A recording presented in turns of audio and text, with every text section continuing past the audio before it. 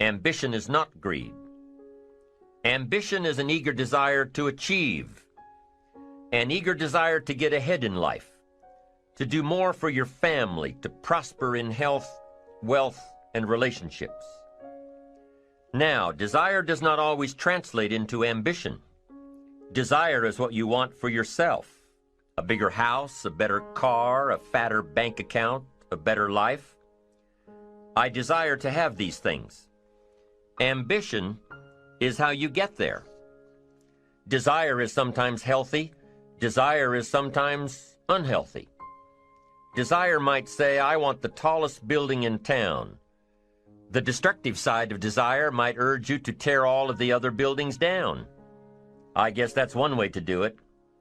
You might get away with tearing down the first one and maybe the second one. But in your desire to tear them all down, sooner or later, some guy is going to be standing out in front of his building saying, I'm on to you. Get out of here.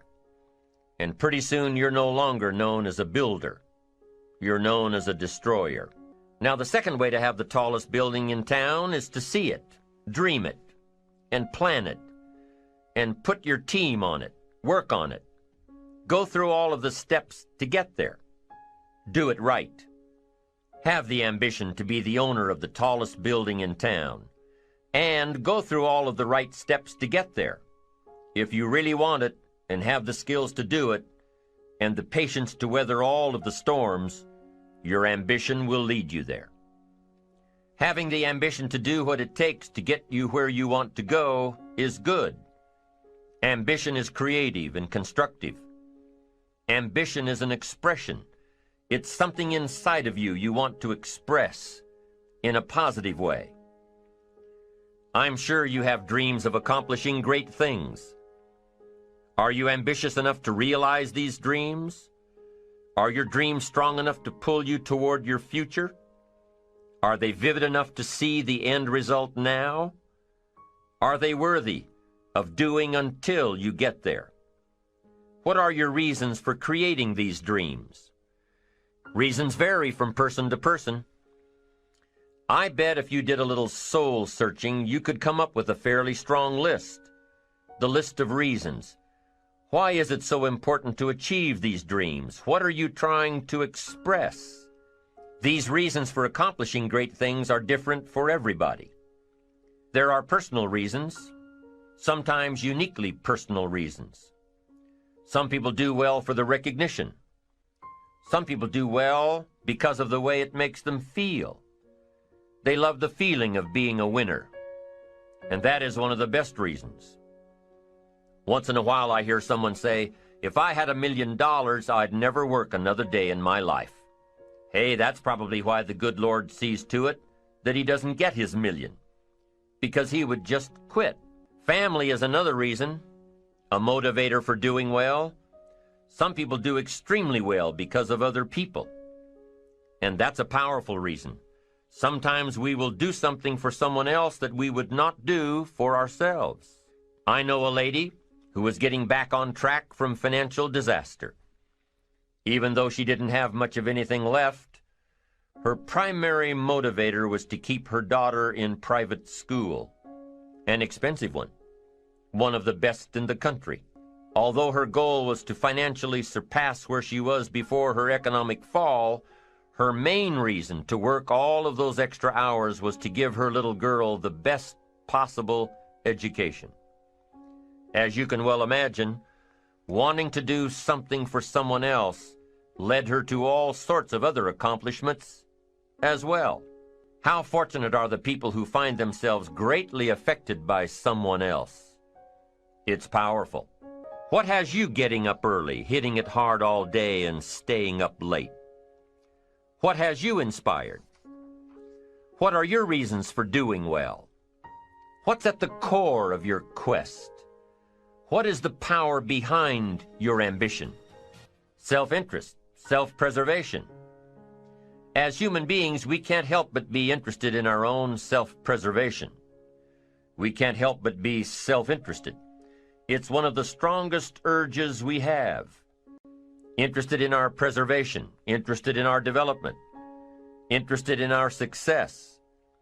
There's certainly nothing wrong with self-interest, but here's the clue. Self-interest must be enlightened as to what truly serves us best. When I found out that self-interest was okay, that was a big relief to me. Now, we're not talking about selfish. We're talking about self-interest. Self-interest needs to be educated, enlightened. Self-interest is willing to be benefited by service to others, not at the expense of others. Self-interest at the expense of others starts to be greed, evil, hoping you go up as someone goes down, hoping to attain while someone else loses. I win, you lose. We call that the beginnings of evil, the dark side of our nature, wishing to benefit at the expense of others. Enlightened self-interest wishes to benefit at the service of others. A friend of mine tells this little story about a person she hears from about every 3 months or so.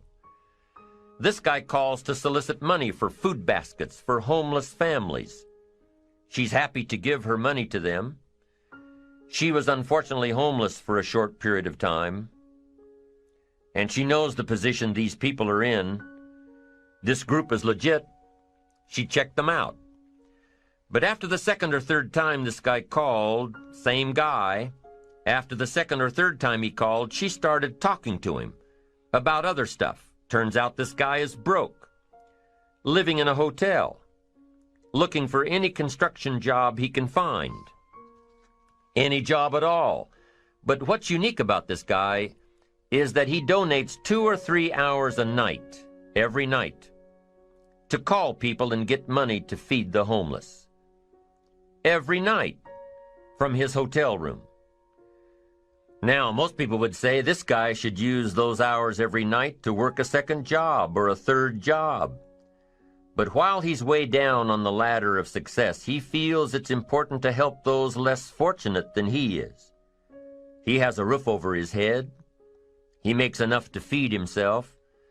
And my friend says that every time she talks to this guy, every 2 or 3 months, he's doing better. He's digging himself out of debt. He's starting to save money. He thinks he'll be able to move into an apartment in another month or 2. Now, recently an interesting thing happened. My friend was talking with an associate of hers. She's single, lives in a big house, needs to find a handyman to help her out on a regular basis, someone who can build an addition onto her house. So my friend told her about this guy.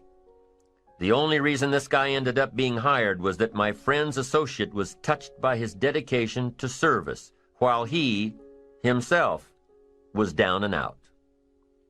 Service. Success at the service of others. Now, this guy isn't rich by any stretch, but through my friend's network, he now has constant work, doing things around several people's houses. And now he's in a place of his own. And guess what he does every night? He's still making phone calls to get money to feed the homeless. What great character this man has. Enlightened self-interest leads to wealth. Self-preservation leads to poverty. Somebody says, well, I can't be concerned about other people. I have to pay attention to myself. Well, then you'll always have to. Somebody says I can't be concerned about other people's bills. I've got enough worries trying to pay my own.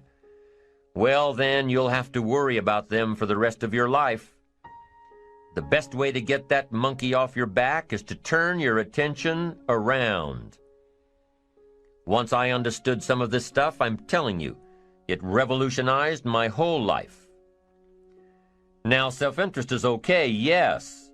But here's what self-interest must be if you truly want to be happy. It must be enlightened. It says, don't keep your attention on yourself if you want your life to work out well. Turn your attention to others. In your own self-interest, be enlightened. Truly act in your own self-interest by making an investment in service to others.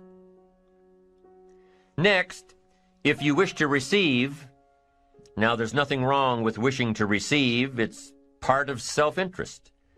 But here's the enlightened part. If you wish to receive, you must give.